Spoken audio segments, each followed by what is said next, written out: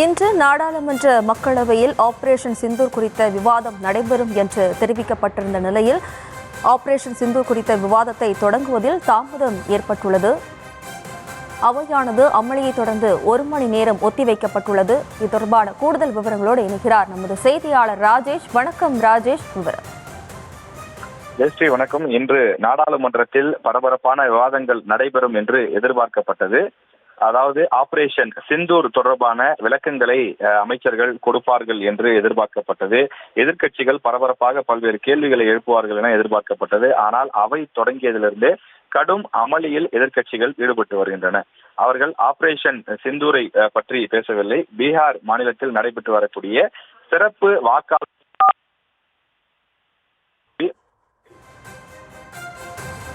விவரங்களுக்கு நன்றி ராஜேஷ்.